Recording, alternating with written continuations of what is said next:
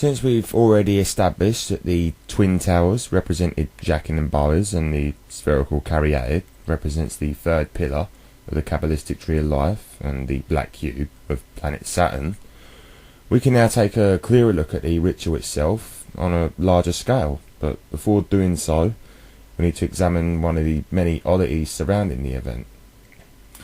One of the strangest of anomalies surrounding the events of 9/11 is this now infamous foretelling of its taking place by Microsoft, of all things. By using the font Wingdings and typing in capital letters the characters Q33MYC, you will see a plane, two skyscraper resembling documents, a skull and crossbones, the seal of Solomon, and last of all a thumbs up hand signal. The fact that the character MYC gives you the skull and crossbones, seal of Solomon, and of course the thumbs up, was discovered in 1992, only days after the release of Windows 3.1.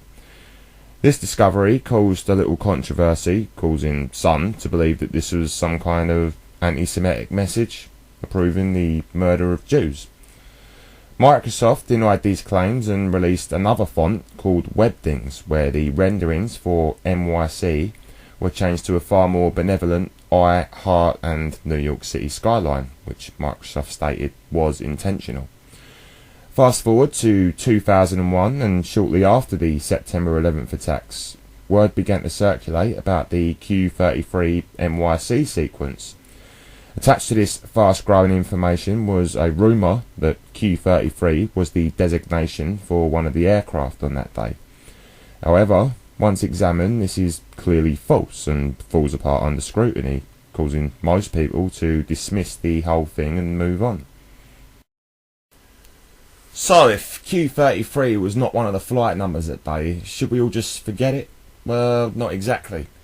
When information is released with a deliberate lie attached to it, it is in most cases an effort by those that release the information to completely discredit the whole thing, in the hopes that those that discover the information also discover the lie, and of course when they discover the lie, they dismiss it all as a lie and go about their business.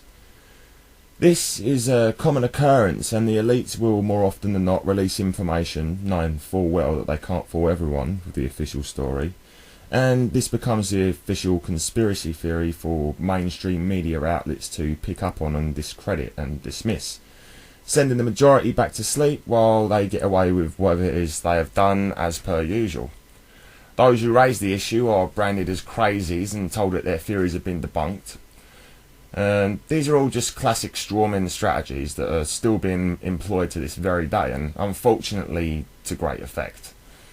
So, if Q33 does in fact have its own meaning separate from the fabricated story that it was one of the flight numbers, then just what the hell does it actually mean? Well, let's take a look at where and how Wingdings came into existence and see if we can find any kind of idea as to what this all might mean. Wingdings are a series of dingbat fonts which render letters as a variety of symbols. They were originally developed in 1990 by Microsoft by combining glyphs from Lucidia icons, arrows and stars, licensed from Charles Bigelow and Chris Holmes. Bigelow and Holmes, who are the co-creators of the Lucidia font family, have designed fonts such as Apple New York, Apple Geneva and Leviathan.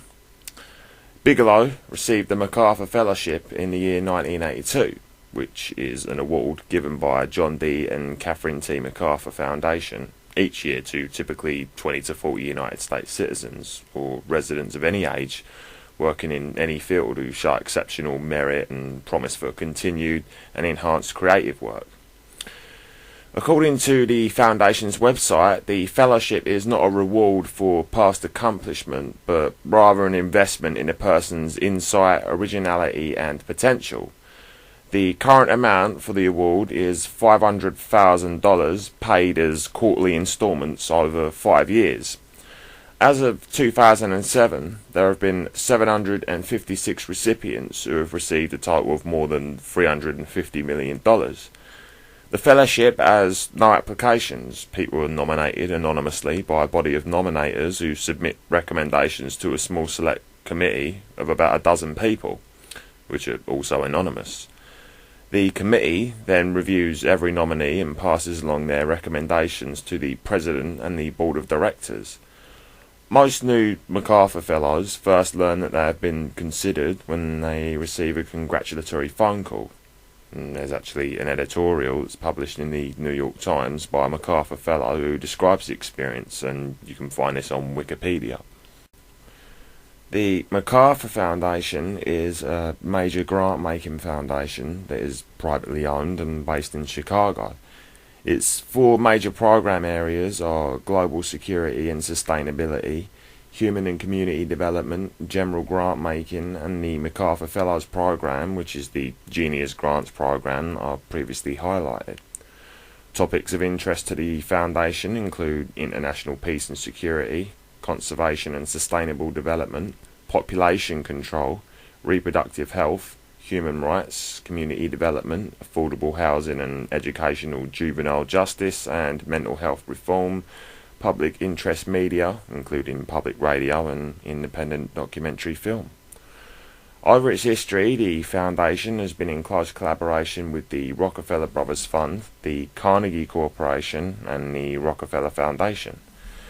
So the elite saw fit to award Charles Bigelow with a MacArthur Fellowship. Well, as interesting as this may be, we're going to concentrate back on Lucidia itself and some of the interesting names given to the various font types created by Bigelow and Holmes. Apple Geneva. Geneva is a worldwide centre for diplomacy and international cooperation. It is widely regarded as a global city, mainly due to the presence of numerous international organisations, including the headquarters of many of the agencies of the United Nations and the Red Cross. It seems likely that this is the reason for the font name Apple Geneva. As for the apple, my suspicion is that it is a reference to the Adam and Eve story in Genesis. Leviathan. Leviathan is a sea monster referred to in the Hebrew Bible, or the Old Testament. The word Leviathan has become synonymous with any large sea monster or creature. In Christian tradition, Leviathan is associated with Satan. It's also important to note that the Leviathan is synonymous with the Ouroboros serpent that swallows its own tail. Lucidia. The word Lucidia comes from the Latin and it means full of light, or lux, like the Luxor Hotel. Lucifer, which means light bearer, and Lucidia have their roots in luce or lucid in Latin. And wingdings. Well, a ding is an ancient three-legged vessel associated with power and domination over the land, and the term inquiring ding, Chinese pinyin or yin ding, is often used interchangeably with conquest for power. So we've established links with the elites and the Lucidia font creators, and we've explored possible reasons for the naming of a few of these font types and even the Illuminati-esque root word for Lucidia itself. But what about the meaning of this Q33 NYC combination? It is of course not a flight number, so what exactly is it then? Well, piece by piece we're now going to explore and break down the Wingdings message, starting with the first character. The first character is the letter Q. This letter is almost certainly a reference to the Aztec Mayan deity Quetzalcoatl. His name comes from the Nahuatl language and it means feathered serpent. Quetzalcoatl is associated with the morning star, otherwise known as the planet Venus or Lucifer. The worship of Quetzalcoatl would sometimes include animal sacrifices. In the colonial traditions, Quetzalcoatl was said to oppose human sacrifice. The Aztecs turned Quetzalcoatl into a symbol of death rebirth. And due to this fact, he was sometimes portrayed as the Ouroboros on the Aztec and the Toltec ruins. Another manifestation of this death rebirth phenomena is in the ancient Egyptian and later the Phoenician and Greek symbol of the phoenix that burns itself to cinders and is reborn again to rise from its ashes stronger than it previously was. On the subject of the Ouroboros, to the alchemist it is a purifying sigil, and a sigil is a magical seal or a symbol. The famous Ouroboros drawing from the early alchemical text, the Chrysopoeia of Cleopatra, which dates back to the 2nd century, encloses the words hen to pan, one the all, i.e. all is one. Its black and white halves represent the Gnostic duality of existence as a symbol of the eternal unity of all things, the cycle of birth and the death from which the alchemists sought release and liberation. Another variation of the Ouroboros symbol is the number 8, which in occult circles is the symbol for immortality, which is where the symbol for infinity originated, the number 8 on its side.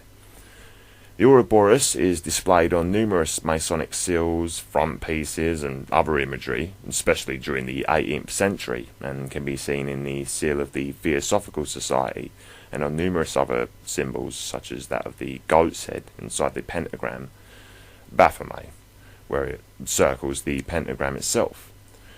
The Ouroboros can further be connected to the Z symbol on the 13th runestone, Eowaz, taking us full circle back to the Aztecs, without forgetting the Aleister Crowley and Iowa's 13th rune connection.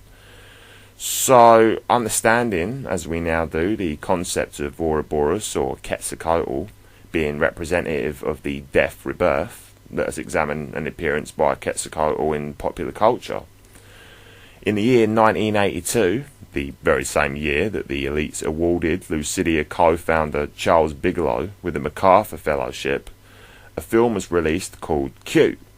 I feel it necessary to take a look at the film and how it relates to the events that have transpired thus far in and surrounding the rebirth ritual of 9/11, and in correlation with the information we have regarding the feathered serpent Aztec deity Quetzalcoatl or Ouroboros.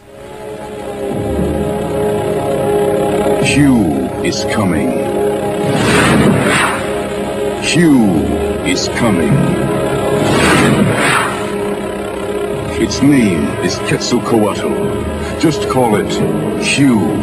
That's all you'll have time to say before it tears you apart. Q is coming. The film Q, also known as Q, the Winged Serpent, is a 1982 horror film written and directed by Larry Cohen. As you just saw in the trailer for the film, it was marketed with the tagline, "Its name is Quetzalcoatl, just call it Q, that's all you have time to say before it tears you apart." The film's premise is that the Aztec god, Quetzalcoatl, the Winged Serpent, has been resurrected by a cult in modern-day New York City and is flying about snatching people off skyscrapers. Meanwhile, a petty criminal stumbles across the lair of the creature and attempts to blackmail the city into paying for information. The movie was shot on location in and around the Chrysler building and uses the actual interior of the building's cone as a primary set. The film's release date was October 29th, 1982, which is the 302nd day of the year. It would have been the 303rd day had it been a leap year. So, Q was released on 32, numerologically speaking, because the 0 is not counted. Therefore, it can be said Q32 NYC. Also interesting is that the film has a runtime of 93 minutes, which is of course the number of Philema. Strange Q-related phenomena notwithstanding, the Quetzalcoatl oddities are not over with yet by a long shot. Now, the film Q has been examined and shown to be a resonator of the sequence of Q32 NYC, obviously because it's set in NYC. What about the sequence on Wingdings of Q33? How exactly does this later sequence fit into the big picture and into Quetzalcoatl in general?